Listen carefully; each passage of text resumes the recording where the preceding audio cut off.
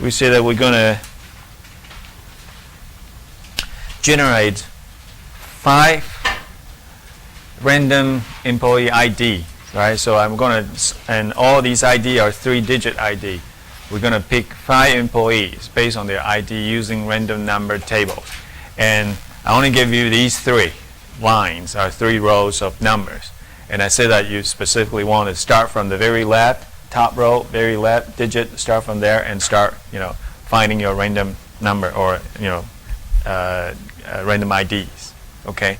Since it's 3-digit ID, so I will start with, 3-digit at a time. So that's 3-digit, 279. So that's the first, okay? The next is 266. And next 3 is 388. That's out of range, so I'm not going to consider that. And next 3 is 115, okay? And next 3 is 175. And this is not, this is not, this is not, this is not, this is not either. This is not, this is out of range, out of range, out of range, whoa. Until you reach this, 246. That's kind of hard.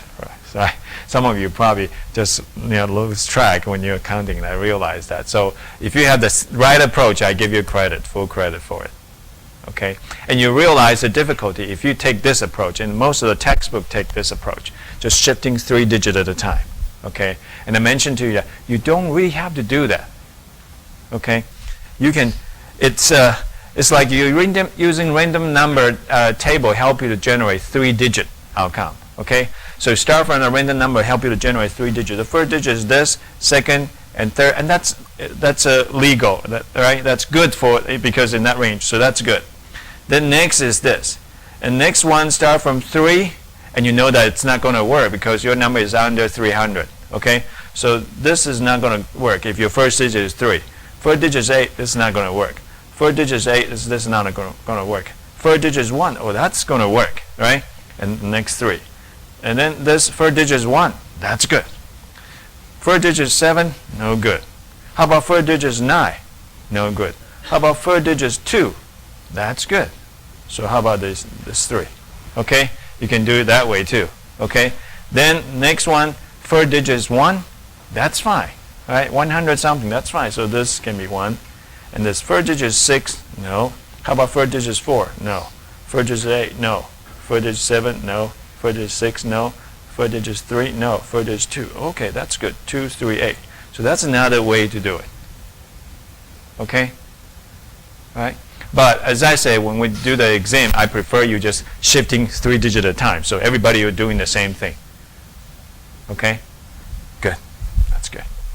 So this is a very simple exercise. All right? Any question? Do you have any question?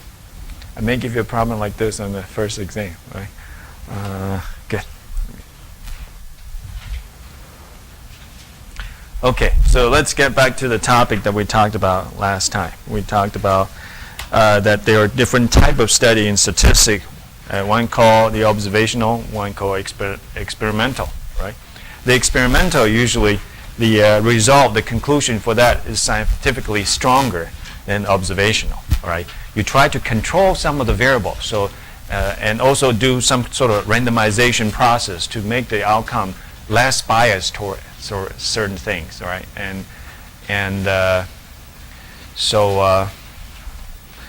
But as I said, a lot of time, it's not achievable. It's hard to do experimental type of study for ethical issues, for other issues, right? Sometimes it's the cost, right? So you cannot do that. So often people do observational study. Now, can we try to eliminate the possible bias in observational study? Well, there are different approaches. The most commonly used approach is called regression approach or multiple regression approach that we're not going to cover in this course, right? So if you're interested in statistics, maybe you can do further study in the future, right? Learn these different more advanced techniques, right, for help you to possibly eliminate or reduce the effect due to these possible bias that might occur in observational study. Okay. This is an example trying to help you to understand why, right? There is a big difference in observational experimental, right? And sometimes in your study, right? You may not be able to get the really reliable outcome when you're doing the observational type of study. Okay, and this is an example of observational type of study. although you see that it seems like we have 100, this is about observing 200 people, 100 of them took drug A and 100 of them took drug B. Okay, want to see the outcome from this. So from among these 100 people who took drug A, all right, 44 of them have hypertension. 56 did not. Okay, among those 100 who took drug B, 22 had hypertension and 71 did not have hypertension. Okay, just by looking at this table, what's your conclusion? Which one is a better drug? Just by looking at count, right? It deliberately making 100, so easier for us to compare. This is 44 out of 100. This is 29 out of 100. Okay, just by looking at a number and look at the descriptive measures, which one is a better drug that has less chance of hypertension? Drug B. Okay, a lot of time we also calculate the rate. Okay, rate of hypertension, just 44 out of 100 and 29 out of 100. So it seems like drug B is doing a better job. Okay, you have less case of hypertensive patient. Okay, but the same data, I introduce another variable. I split this data by age. Those below 65, I do a table. Right? Above 65, I do a table. It's the same group of people. Look at this. Total is still 100, right? But I split that group of people using age. So if you look at the age below 65 using drug A, it's 5 out of 23 cases that have hypertension, right? Drug B, 17 out of 77. Right? Now this time it's not an even number, right? It's not 100, so it's a little bit hard for you to figure out to do comparison. So what you will do then, you probably will calculate the percentage, right? The rate. Okay? So let's see what happened. I calculate the rate. Drug A, 22%. Drug B is about 22%. Okay? It's different from that first table that we saw. We call it contingency table, right? Or when you tabulate these frequency information, right? So I may use this term again, contingency table, okay? And for age over 65, 39 out of 77, that's 51%. 12 out of the 23 people, 52%. Well, actually, the situation kind of reversed, right? But not if you say not reverse, by this statistic, it seems like there's no significant difference between drug A and drug B, okay? But the outcome from different age group seems different. For younger age group, the percentage lower than higher age group. You would thought that's probably obvious, right? When you reach higher age, right, the chance of you to get into disease or hypertension is much higher. Okay? But you realize that this table, this data, is the same as this one. Exactly the same data. I just split it further into two contingency tables, right, using their age. So age is doing something here, okay, making the whole result kind of different. When you look at this table, you thought drug A is doing a worse job, but when you look at this table here, no, it's really no significant difference, right? So the problem is that age. A lot of time when you do observational type of study and you just randomly observe, you didn't realize that, well, there may be an uneven distribution in age, okay? And you didn't properly control the age variable, and that leads to this kind of contradictory result, okay? That tells you why, a lot of time when you do these study, right, you have to properly control the variable and try to do some kind of control or experimental type of study. Okay. Usually what people do is, well, I'm going to have same number of age people in a different age group, and I randomly assign treatment to these people, right? Then the outcome may be better. It will be unbiased. It will not be biased towards different distribution, right, on age or maybe gender. So I want to have evenly distributed gender in each group, evenly distributed in terms of age, and even distribution in terms of education and so forth, right?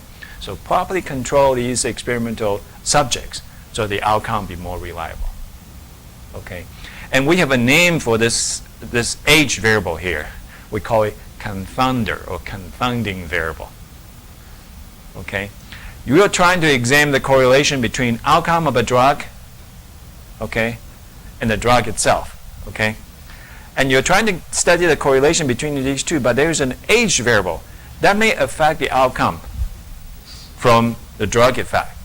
That also may affect the person choosing drug, right? Maybe younger people prefer choosing drug B, or older people prefer choosing drug A, or whatever, right? That may also affect the outcome too, right? Am I making sense? Okay. So that's a term, if you read chapter 1, you may come across a term called confounding variable. This situation, age is a confounder, or confounding variable. Originally, we're trying to see whether the treatment 1, treatment 2, which one, right, will help you to prevent from having hypertensive or give you a longer survival time. Okay, we want to see whether there's correlation between there or not. But age actually get into this thing and make the data uneasy to sort out, right, to figure out what's happening. Okay, so that's called confounder. Now, one way to take care of this is you properly control your study. Okay, and the other way is using those, as I mentioned, some more advanced technique. Hopefully, you even include the age variable in the study, okay, to help you to take care of these problems. Or, just like what I just did, split this table further. Don't just look at one table and draw your conclusion. Okay, this phenomenon we call it Simpson's paradox. Okay, it's a very important concept in statistics. A lot of people didn't know. The contingency table analysis is used quite often. Right? People who know a lot or don't know statistics, they like to organize their data this way to see what's going on inside. Okay, but be careful when you're interpreting number from these contingency table. Okay. So the effect, we call it confounding effect. Okay. And as I say, the way to take care of this is doing some kind of control experimental type of study to help you to eliminate the possible confounding effect. Okay. And usually when we do experimental type of study for drug or if you want to apply treatment to subjects, usually this is what people do, right? People will actually identify a control group, okay? A group that doesn't take any medicine, right? Or placebo group. This group still doesn't take any medicine, but you try not to let people know that they're not really taking real medicine because you try to do comparative study, right? There will be a group that is really using treatment. There's a group that's not using treatment. Then you want to compare whether there's a significant drug effect, a treatment effect. Okay. When people doing this, well, what they will do is, again, they will randomly select a group of people, randomly divide them into two groups, and hopefully divide in a way so that the age distribution, gender distribution is about the same in these two groups. Okay, and apply one of the treatment, maybe placebo on one group, and then actual treatment on the other group, and then do the comparison. Okay, properly controlled study that will help you to easily figure out the result, and also the outcome be scientifically more found, more stronger. Okay, and I guess you know what's placebo group, right? Placebo means that you're going to give them a fake drug, maybe a just sugar pill or something. Okay, and you also have to watch out a possible so-called placebo effect. Sometimes when people took medicine, maybe the medicine is not really helping, but they thought they have something psychologically. They feel that they are cured, right, by this medicine. But it's not going to last long. Usually placebo effect won't last, maybe depends on the kind of disease, right? It won't last for a week or a month, right? It depends. So you have to wait until that placebo effect wash out. Okay, then you do the study. So there are all kinds of issues you have to be careful though. Okay, in the book I think they mention also the Hawthorne effect, because you participate in the study, you thought you got some influence due to whatever treatment that is used in there too. Okay, so